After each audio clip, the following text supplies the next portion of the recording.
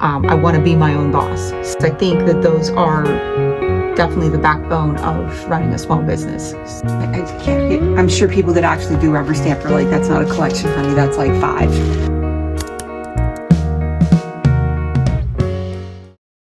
Hello everyone, and welcome to Tuesday.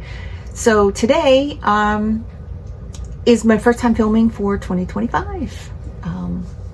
I didn't start yesterday only because it was Monday and I didn't want to be back to work and I really didn't want to film. So here we are.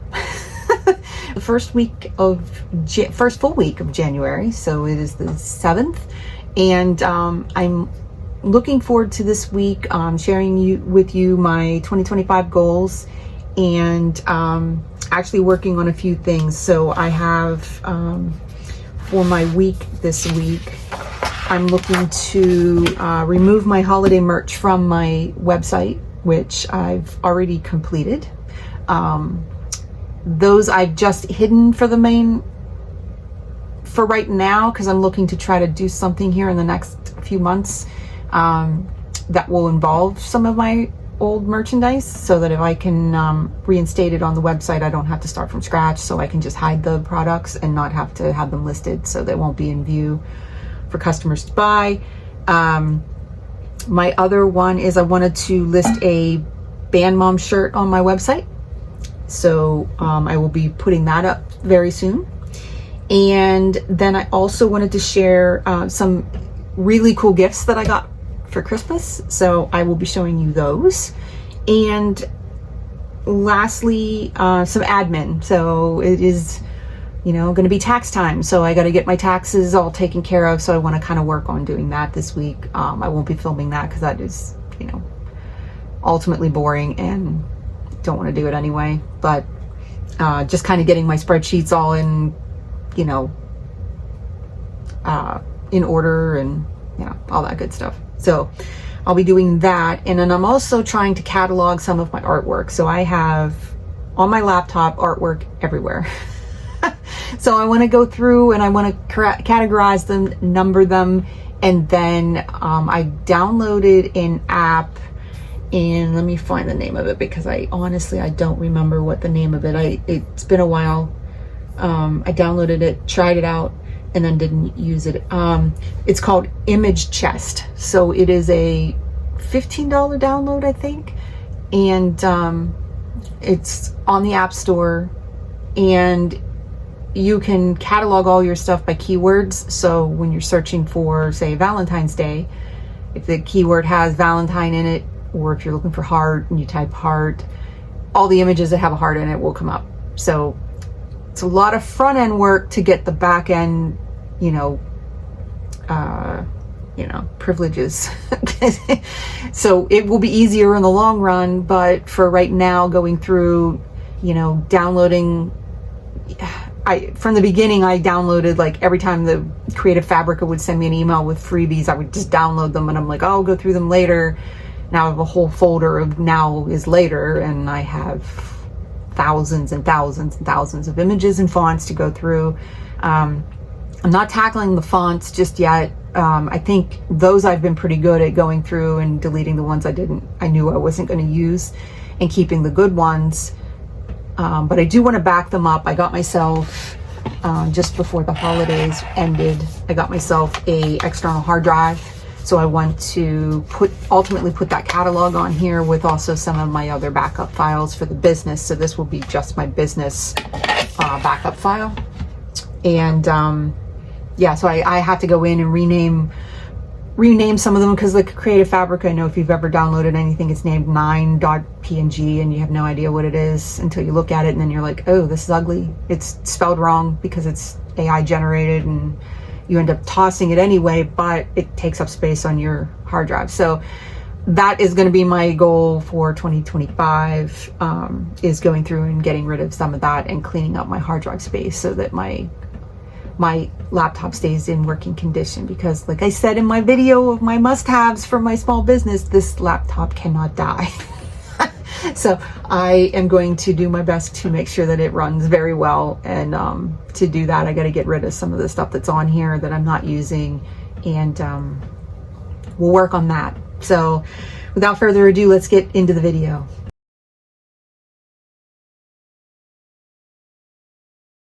So let's talk about my 2025 goals.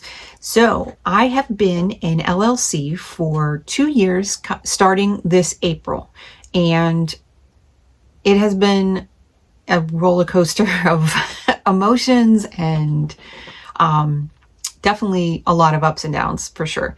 And I look forward to what the new year will bring. And I think that I did not set goals for 2024 only because I wasn't sure what to expect. I didn't want to put that additional pressure on myself to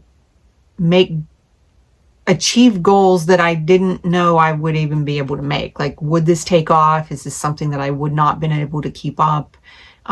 Would circumstances have changed in my personal life that would change how I would be able to do a small business? So luckily, I'm not like soaring with sales or anything, but I am getting out there and I'm getting my name out there. So I'm excited about that.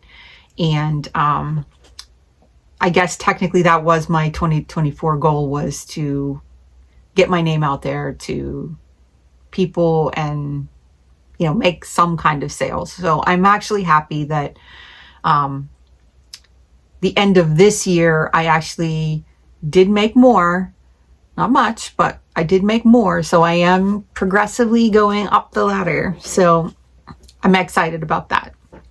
So without further ado, let's get into my list of my 2025 goals. My first goal is to advertise more.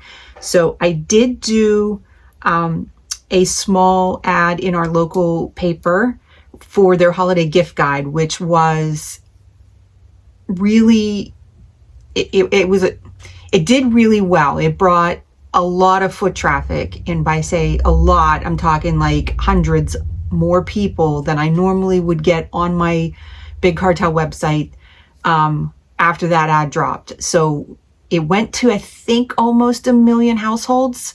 So the fact that, we got that kind of feedback and people were in there, shopping and actually looking, was great.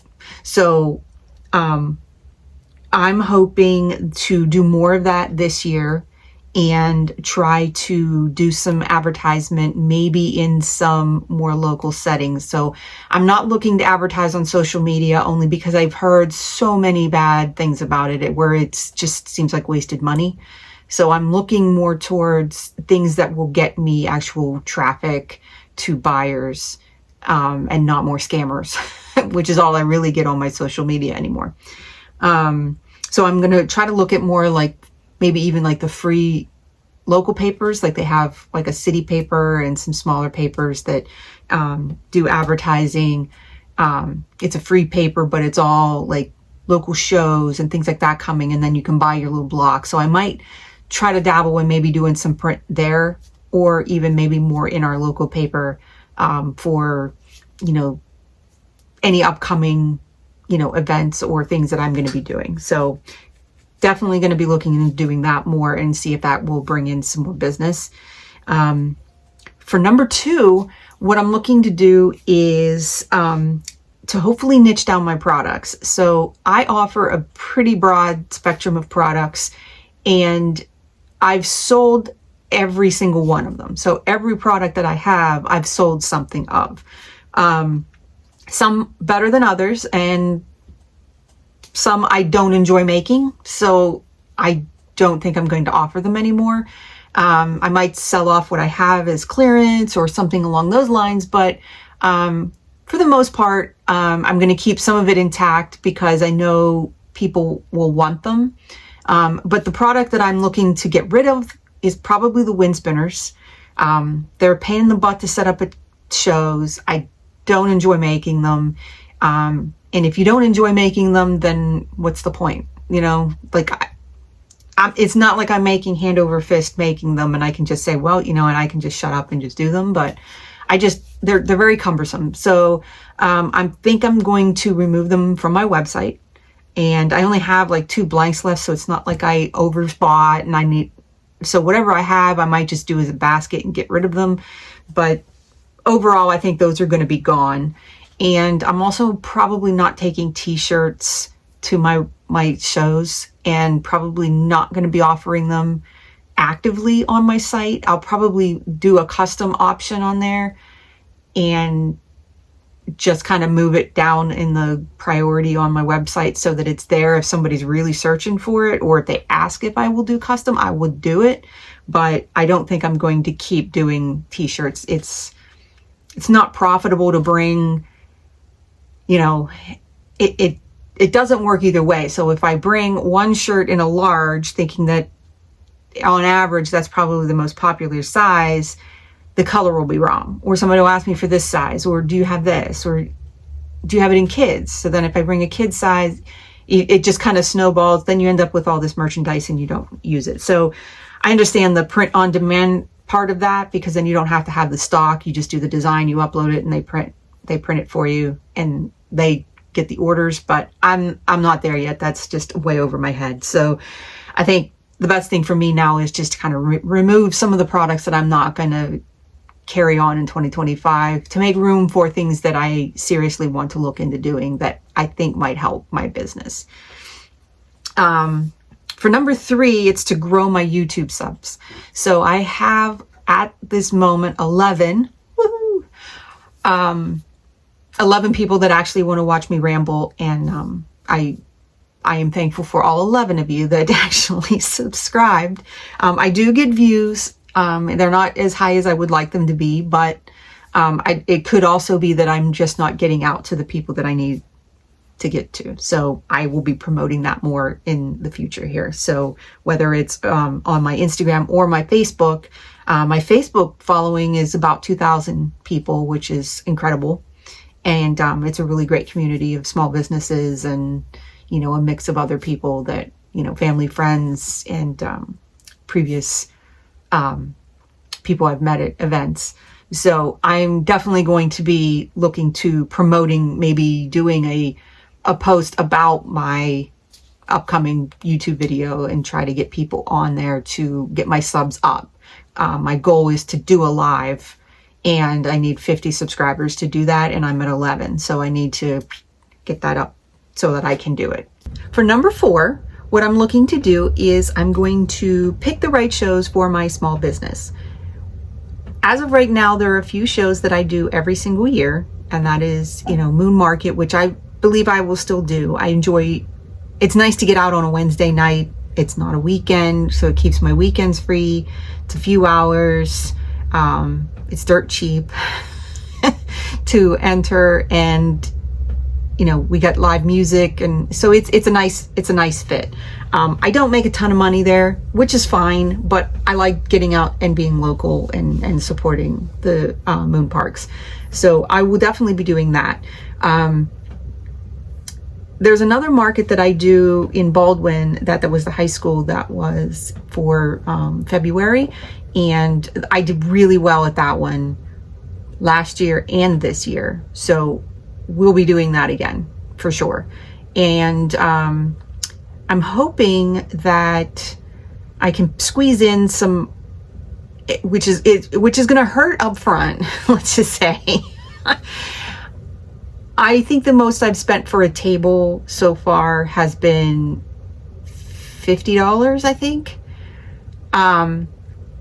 which I know can be, you know, is controversial. Most people think that, you know, if you get a table that's under that, then you're not getting the foot traffic. You're not getting, like, you need to spend the money to make the money. So the bigger events have more traffic, more well organized, you know, things like that. So I'm going to try my best to get into a market that is a little higher price ranged this year as part of my picking the right shows. So to see if a higher paying one will work off, or, you know, will pay off for me in the end. And I'm hoping that I'm wrong, but I'm thinking that I'm probably not going to do any better than I normally do. And I'll be struggling to make my $100 or $200 fee back and then break even. Not a lot of my merchandise is pricey. My shadow boxes are the only thing that's a higher ticket item. And I don't see me selling enough of those and everything else to equal that fee. So it's something that I gotta kind of look at, and maybe I go somewhere between the $50 and $100 and see if there's some shows that I can squeeze in. But I'm kind of looking at doing that. I'm not at the point yet to do festivals or multiple days or leaving my stuff overnight. I'm not comfortable doing that. And definitely for outdoor markets, I've seen horror stories, and there was just a local show this past summer where a microburst hit and people lost all their merchandise. Like the tents were upside down, merchandise was everywhere. It just looked like a tornado had gone through. I would be devastated if that were me. So I can't even imagine what those people went through. So I don't know if I'm okay with doing outdoor markets where I can't take my stuff home with me. Unless it was in a building and I did a multiple day. But I do have some ideas on events that are coming in the area that I'm looking I might do. So I got to start working on applications for those, and we'll see how those go. And then finally, my fifth thing that I want to do for my small business for 2025 is to pay myself. I know this seems really silly, but it's very hard when you're first starting out as a small business to pay yourself, because you want to put the money back into the business. And, you know, for someone like me who's not getting a sale a day or making hand over fist, all of the money that I put back into the business pays for my insurance, my business insurance. It pays for my subscriptions, you know, my equipment. You know, there's a lot of things that I have to pay for to make the business a business. So if I sell a $3 sticker, that's really, I'm not paying myself for that, because to be honest, that's really not making, you know. So my goal for 2025, and I watched a few videos on different people that have given advice that were, you know, they worked for taxes, you know, tax places and things. And it sounds like a really good plan. Like it makes sense. So that's what I'm going to try to do. So the one is to every sale, put a percentage of it away in multiple bank accounts that are in your small business. So you can open as many bank accounts as you want for your small business. So as of right now, I have 2, and both have a checking and both have a savings. So that's technically 4 accounts for me. So I'm going to use my 4 accounts as one is going to be for the small business. One is going to be, as soon as I make a sale, that sales tax will go into that account. The other one is going to be for a rainy day. If my press breaks, my laptop dies, something like that, I will put a percentage of that sale into there, and that bucket will be for that purpose. It's also going to take dual purpose, as in for innovation. So if I were to, hey, I want to look at doing, you know, a new product and I want to try it out, like saving up for a laser engraver or something, which not even close to saving for that. But if that was something I wanted and that was a goal for me to get or try out, that would be where I would put those funds. And then once I hit that money, then I can actually buy that for the small business. And then the 4th bucket will be an account that I think I'll probably use it as a savings account, is to put that money in there to pay myself out of every one. So if I had, you know, an order for $50 or whatever it is, a percentage of it will stay there for the business. Then a percent will go here, a percent will go here, and a percent will go here, all totaling up to the 100% of that $50. That way, then I'm not overspending what I have here, but I'm also paying myself, which was the ultimate goal. I mean, the ultimate goal, not just for 2025, but my goal for this business in general, as the thing that I want to do the most, is have this be my full-time job. I don't want to work an 8 to 5. Like, I want to do this full-time. I enjoy drawing. I enjoy designing. I love making things. And that's ultimately what I want to do. I want to be my own boss. So that's my goal. That's what I want to do. To make that happen, I need to pay myself. So if I can't pay myself, then I will never get there. So I'm going to try to do this as best as I can. And there might be instances where I can't pay myself. Like when my insurance comes up once a year, I got to pay that. It's a huge hit to my bank account to pay for a full year to protect my business from being sued, or, you know, God forbid my tent fall down on someone, or somebody gets hurt in my booth, or, you know, whatever. I need to have the insurance, you know, to protect me. So I have to have that. I need the subscription to my website. That's a huge chunk. I paid for that all in 1 year. So my yearly subscriptions can be pretty pricey. And if you're including the expense of insurance and things like that, that takes a big hit. So if I don't have the money in the account for that come time to do it, then I'm going to have to move some funds back over to do that. But I'm going to try to be in that mindset where I take that and I set those amounts, and that's the percentage that I move, and see how it goes. And if I can keep building up from there, and it might actually help me from spending too much in my regular account for trying out new things. Like there's nothing wrong with trying out new things, but I find myself at Michael's Dollar Tree, Hobby Lobby, buying stuff that I'm like, oh, I need this because I could make this, and then it doesn't sell, and then I'm like, well, shit, I shouldn't have bought that.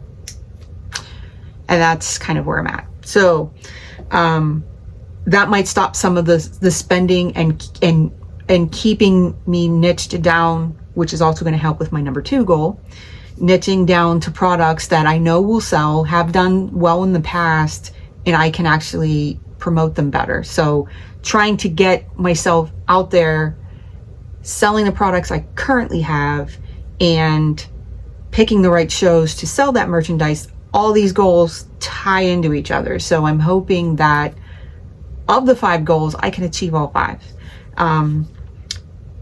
And keep them well into the future, because I think that those are definitely the backbone of running a small business, you know. So we'll see how these work, and then I can look at this video back, you know, in 2026, and hopefully be in a better spot and say, wow, I'm glad I did this. Like I checked off all 5 of these, and I still do them, and they still work. So I'm hoping that that's kind of where we'll be. So yeah, those are my 2025 goals for this year, and wish me well. Hopefully I can keep them.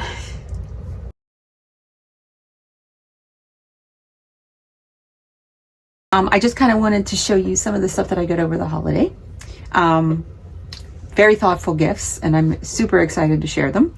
The first one I wanted to share was, and it might seem simple, but it was something I put on my list, was a binder to keep my rubber stamp collection in. So I don't have, I'm sure people that actually do rubber stamp are like, that's not a collection, honey, that's like 5. But I wanted to keep them in something that kept them clean. I wasn't reopening the packaging over and over again, and then they fall out, they get, you know, just something tidy and organized that I can put up on my shelf and not have to worry about. So these, I believe these are at Hobby Lobby, and at least that's where I saw them. I'm assuming that's where the person had gotten this for me, got it from. But they come with little sleeves, they have little tabs on the top, so that when you put in your, you could actually organize them by, you know, sentiments and different things. But I have all of them in here. They're all nice and neat. I can kind of see what they will look like, what I need, and I can pull them out, keep them dust free. So this was a huge help, and I really like this binder and the pages, and I'm thinking I might be able to reuse this for other things, like maybe smaller scraps of, you know, maybe vinyl or paper scraps, or using them for in progress jobs. So like if I'm doing, you know, gift card holders, I can put them in here in the pieces and have everything, and then I can just grab the page, work on it. But this will keep them nice and tidy and neat. So I really, really love this little binder, and it's so small and convenient that I can put this, you know, on my shelf. I can label what they are. So I could have multiple ones, and I think it'll look, you know, really pretty on my shelf, and makes me look more organized than I really am. So then my other gift that I had received, and let me move you down here a little bit so you can see it, is a iPad holder. So this, apologize for this here. Let me see. Okay. So this here is an actual, it's a bamboo stand. So it does collapse down flat for, you know, for storing. But it's got these cool little plastic feet with little grooves so that you can put it on your lap, which, you know, probably most of the time it's going to be on my lap while I'm watching TV. Or also it could be, you know, used on my desk. So I might use this for whenever I get brave enough to do a drawing tutorial in front of the entire mess. But it's really cool because you can actually store your pencil at the top, but there's also a place on the side too. So like if you're in, you know, in a hurry, you can kind of quickly grab it. But it's got the space for the charger so that it's not in the way, you know, if you need to charge it while working, or, you know, any of that kind of stuff. So I absolutely love this little pad. I've been using it nonstop, working on my designs and practicing. So I'm looking forward to hopefully in the new year bringing you along for some designs. And just thought I'd share these little gifts that I had gotten. But I highly recommend this bad boy. I believe it was on Amazon. So I think if you just look for, you know, like I'm not even sure what you would search. I guess an easel for your iPad or storage kind of thing. The only thing that I don't like about it is it's got a hole like right in the middle. So like when I'm sitting and if I put my knee on it, sometimes the iPad comes flying at me. So I kind of wish that it was in there a little better, but to the same point, it's nice to sit there, and it's an easy way to get your iPad out too. So I think that was what the intention was, is so that you can get it out of the package, or out of there really quick if you wanted to. But I did get an actual true cover for it in my rose gold color for my business, so that I can put it in here for more of a long-term storage, so that it doesn't get scratched, or, you know, if I drop it, you know. But for this is pretty much where I mostly use it. This would be more for traveling purposes. So this will also come in handy. This one also has the swivel, so you could, you know, take it with you like this. And I have been taking this so that I can draw in the car while my son's at karate. So I can actually sit there and I can work on it on my lap, and I can kind of switch it and put it back, and it's all nice and neat. So I love that as well. So just wanted to share these few things that I got, which is super helpful for my small business. And hopefully it helps you guys too, if you're in the market for looking for something to use for your iPad, or for your stencil storage, or not stencil, but rubber stamps. So that's all.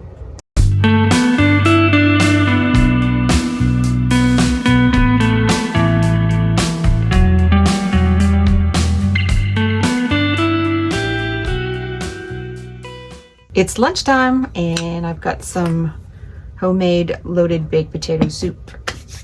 And it's all time to start making some of my labels for my Calyx shelves and my storage boxes. So I'm going to get to weeding those, and then we'll get those applied and be one step closer to working on this craft room.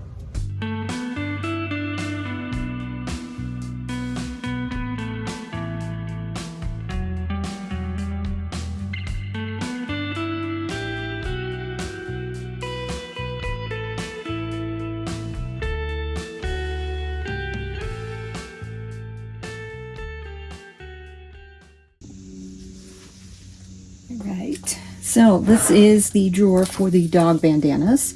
I got everything in here. I got my sublimation and my fabric for my new ones, and I don't want big obnoxious tags on this. I just want something small, so I got this smaller font, but I think I'm having problems with getting the little parts of the A's and D's and stuff out.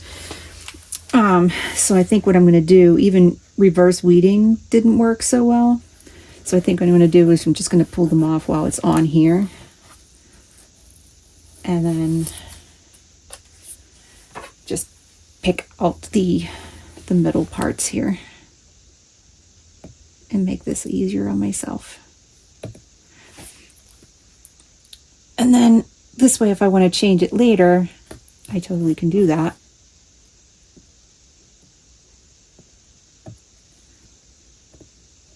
And then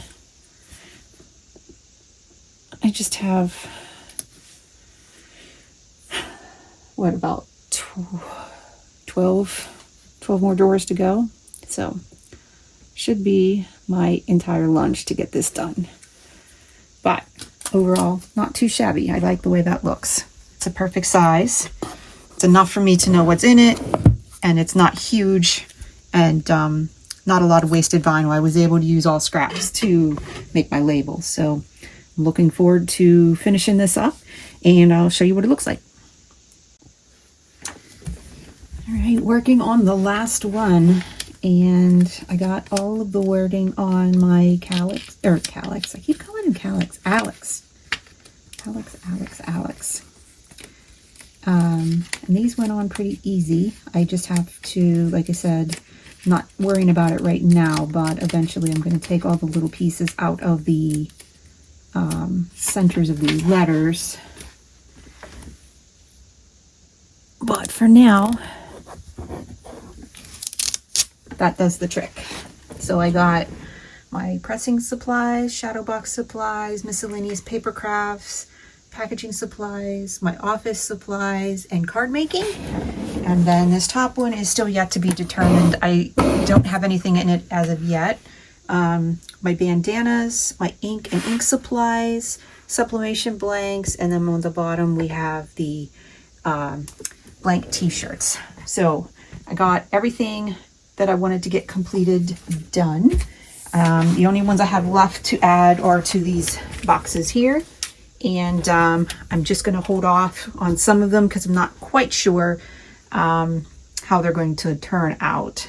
And I don't know if that font size might be too small because these are textured. So that might have they might have a problem sticking, but we'll give them a shot and see how they turn out.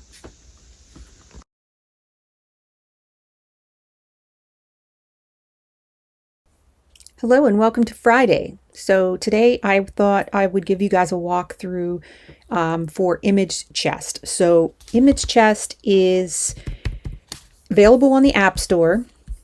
This program that I downloaded has the features for putting your items in and cataloging them so that they're easier to search by keyword. The supported file types are listed here. What I did notice is that SVGs do not work. They will import, but they put a question mark for the preview, so you can't really see the image, which defeats the purpose for my intent, which is to be able to see the images when I'm searching if for an image that I want to use. If I can't see the preview, then it really isn't worth it. It does not use EPSs, but what I found is that it does accept AI files, which is also another Illustrator file. So JPEGs, PNGs are the other common files, but it will also accept TIFFs as well. So I gave this a try. Like I said, it was, I believe, $15, And I'm not sure if this is available on PC, but like I said, I am on a MacBook Pro, so this was available and able to be used on this Mac, which is my MacBook Pro. So what I wanted to show you in ImageChest, so this is what it looks like when you create a new catalog. So you can name your catalog when you do a save. I'm not going to save right now because I just kind of want to walk you through it. But you can upload an entire folder of contents. You can do one at a time. This would be if there was something that you wanted to remove, but it's grayed out for right now. Toggle view will let you see it as a line listing or as with a preview, which I want to use the preview because, again, I want to be able to see the files that are in my catalog. This is the find feature, and then find all will show you everything that's put into the catalog. So this will kind of narrow it down for you by keywords, and that is your regular. So when you're adding keywords, they will show up in here, and you need to put in something obviously to start doing the keywords, but you can assign them to the files. So what I've been doing is going through my organized folder. So that's what this folder is. And it's basically my dumping grounds for everything that I got from Creative Fabrica, design bundles. Anytime I've gotten any commercial free, I've kind of dumped them in here with the hopes of organizing it someday, and someday is today. So I've been going through, I was able to automate some of this with the find and replace in the Finder for Mac. But I'm going through and I'm naming them with a digit code with my business initials and then numbering them. So I'm close to like 3,800 files so far. And then these ones I haven't gone through yet. But what I'm doing is I'm going through the folders. If it's something I don't think I'm ever going to use or it's easily recreatable, I'm just deleting it because I don't need this. I don't need it to take up the space. So these ones are the ones that I currently have completed. There are various AI PNGs, and I believe a PSD file as well, which does show up, which is a layered Photoshop file. But for the most part, they are AI and PNG. So I'm going to grab a few of these and just kind of import them into here. So we have, I'm going to grab one of those, one of those, one of those, and just kind of grab some ones to kind of show you what these will look like. So I'll grab that, and we'll grab some Christmas ones. So you can do one of two things. Like I said, you can do the folder contents. You can go and search for the file individually, or you can just drag and drop. So you'll drop it right into the main menu here. It will give you your progress. It just goes through really quickly. So I dropped 8, and of the 8, none of them were skipped. EPS will show up as skipped if you try to put that in there.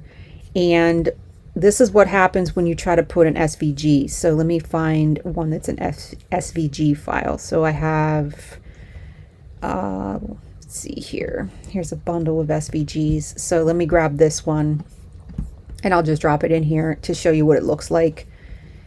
And, oh, sorry. Let me try that again.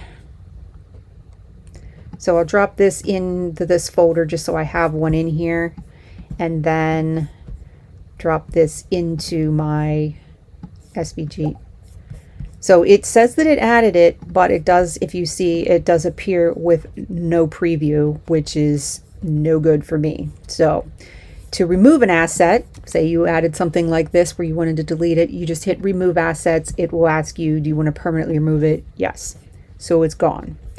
That leaves me with the 8 that I uploaded. So based on these, and I'm thinking whenever I do these, I'm going to do them by probably little chunks. Like I have them named by cat with glasses. So then I'll go in and I'll do the keywords for that group. And then these ones are all flamingos. So I'll do this, and I'll work my way through this list, adding them as I go so that I'm not overwhelmed trying to figure out where I've left off inside the catalog, keywording them. So I kind of want to keyword them as I go. So for this one, I could put messy, I could put bun, I could put a bunch of keywords in here, but I really just want to keep them real simple for things that I know how I would search for it. So if I'm going to search for that, I'm going to search probably for woman. So I'm going to type in the word woman in the keyword field, and then you hit add. So then it will add it here in your keywords.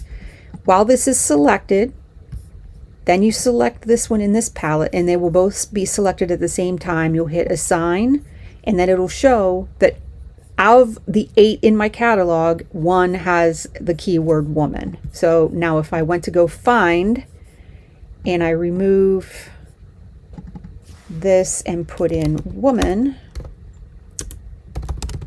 and hit find, it will find just that file for me.